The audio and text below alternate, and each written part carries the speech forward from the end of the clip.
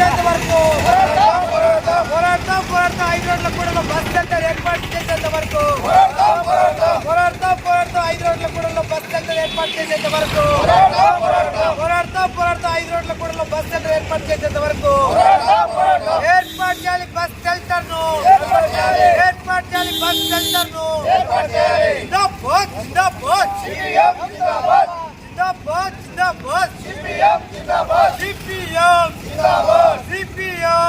భూత భవిష్యత్తు వర్తమాన కాలాలను ప్రపంచానికి చూపినటువంటి గొప్ప తాత్వికవేత్త, కాలం మార్పును చూపిన యోగి, కులం ధోరణి కూర్చినటువంటి యోగి అయినటువంటి శ్రీ మధురాధేంద్ర స్వాముల వారు సజీవ సమాధి వహించినటువంటి గొప్ప ఆధ్యాత్మిక పుణ్యక్షేత్రం బ్రహ్మంగారి మఠం.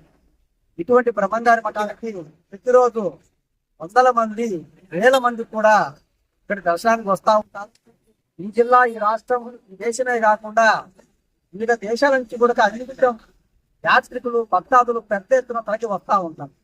ఇక్కడ దగ్గరలోనే బ్రహ్మసాగర్ ఉన్న కారణంగా కూడా ప్రతి ఆదివారం వందల సంఖ్యలో మరి యాత్రికులు, పర్యాటకులు వస్తూ ఉంటారు. ఇటువంటి గొప్ప పేరునటువంటి పుణ్యక్షేత్రంలో ఈ ప్రాంతానికి వచ్చి తిరిగి ప్రయాణం వేయడానికి అనుకూలంగా బస్ సెంటర్ అనేటువంటిది లేకపోవడం ప్రయాణికులకు తీవ్రమైనటువంటి ఇబ్బందులు గురి చేస్తా ఉంది.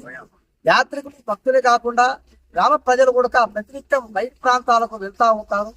అటువంటి వాళ్ళందరూ ఈ సెంటర్లో ఈ పందులు, ఆవులు, తాగుబోతుల మధ్య నిలబడి ఇక్కడ బస్సు ఎక్కాలంటే ఎండకు, వానకు, గాలికి, వర్షానికి ఇబ్బందులు పడతా ఉన్నారు.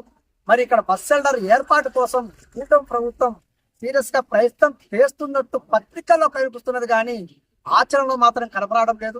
గతంలో ఉన్నటువంటి వైసీపీ ప్రభుత్వం అభివృద్ధి అనేటువంటి పేరు ముందుకు పెట్టి ఇక్కడ బస్ సెంటర్ ను కూర్చడం జరిగింది. నూతన బస్ స్టాప్ ను ఏర్పాటు చేస్తామని చెప్పారు. వైసీపీ ప్రభుత్వం కాలం అయిపోయింది. కూటమి ప్రభుత్వం అధికారులకు వచ్చిన తర్వాత బ్రహ్మంగారి మఠాన్ని ప్రచారం స్కీమ్ కింద గొప్పగా ఆధ్యాత్మిక కేంద్రంగా అభివృద్ధి చేస్తామని చెప్పేసి ఎమ్మెల్యే గారు చెప్తున్నారు. ఆ ప్రయత్నం కనిపిస్తా ఉంది.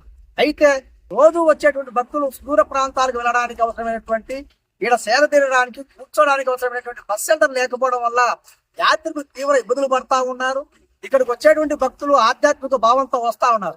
వెళ్ళేటప్పుడు చాలా విచారకరంగా ఈ ఎండలో ఎండుతూ ఇక్కడ నిలవలేనటువంటి ఇబ్బందులు తలుచుకొని వెళ్తున్నటువంటి పరిస్థితి కనిపిస్తా ఉంది. బస్ సెంటర్ ఏర్పాటులో కూటమి నేతల మధ్య ఉన్నటువంటి వైరుధ్యాలు, వాళ్ళ మధ్య ఉన్నటువంటి భిన్నమైన అభిప్రాయాలు, వ్యక్తిగత పోకడల కారణంగానే బస్సు షెల్టర్ ఏర్పాటులో ఆలస్యం అవుతా ఉంది అనేటువంటిది పత్రికల్లో కానివ్వండి, సోషల్ మీడియాలో కానివ్వండి విస్తారంగా ప్రచారం అవుతా ఉంది. నిజమా కాదా అనేటువంటి చెప్పాల్సిన బాధ్యత కూటమి ప్రభుత్వంలో ఉంది. ఏమైనా కానీ నాయకుల మధ్య ఎన్నో విభేదాలున్నా, పార్టీల మధ్య ఎన్నో విభేదాలున్నా ఈ ప్రాంతానికి వచ్చేటువంటి బస్సు యాత్రికులకు సేద తీరడానికి, కూర్చోడానికి అవసరమైనటువంటి బస్ సెంటర్ ఏర్పాటులో రాజకీయాలు అనేటువంటిది జోక్యం చేసుకోవడం దురదృష్టకరం. ఈ ప్రాంతంలో ఉన్నటువంటి ఎమ్మెల్యే గారు వీటన్నింటినీ గమనిస్తా ఉన్నారని మేము అనుకుంటా ఉన్నాం. మరి గమనిస్తా ఉన్నా కూడా ఎందుకైనా నిర్లక్ష్యంగా వ్యవహరిస్తున్నారో అర్థం కావడం లేదు. వెంటనే ఎమ్మెల్యే గారు జోక్యం చేసుకుని వెంటనే ఇక్కడ ఒక బస్ సెంటర్ అనేటువంటిది ఏర్పాటు చేయాలి. ఎప్పుడో 5 ఏళ్లకో, 6 ఏళ్లకో, 3 ఏళ్లకో, సంవత్సరానికో ప్రసాదం స్కీమ్ కింద డబ్బులు వస్తాయి, ఈ ప్రాంతాన్ని బ్రహ్మాండంగా అభివృద్ధి చేస్తామని చెప్తున్నారు. మంచిదే చేయడం. అయితే అంతవరకు తాత్కాలికంగానే కూడా బస్ సెంటర్ అనేటువంటి ఏర్పాటు చేయడం ద్వారా ఎండ ద్వారా, వాన ద్వారా, చలి ద్వారా ప్రయాణికులకు రక్షణగా ఉపయోగకరంగా ఉంటుంది. బయట ప్రాంతం నుంచి వచ్చేటువంటి వారు కూర్చోడానికి సౌలభ్యంగా ఉంటుంది. కాబట్టి వెంటనే ఇక్కడ బస్ సెంటర్ ఏర్పాటు చేయాలి. అలా జరిగిన పక్షంలో త్వరలోనే సిపిఎం పార్టీ ఆధ్వర్యంలో అవసరమైతే అంగడంగడికి, ఇంటింటికి భిక్షాటన చేసైనా సరే ఇక్కడ బస్ సెంటర్ ఏర్పాటుకు సిపిఎం పార్టీ నడుం బిగుస్తుందని చెప్పేసి అంత దూరం తెచ్చుకోకుండా కూటమి ప్రభుత్వం నేతలు, నాయకులు, ఎమ్మెల్యే గారి వెంటనే ఇక్కడ బస్ సెంటర్ ఏర్పాటు చేయాలని చెప్పేసి సిపిఎం పార్టీకి మేము డిమాండ్ చేస్తా ఉన్నాం.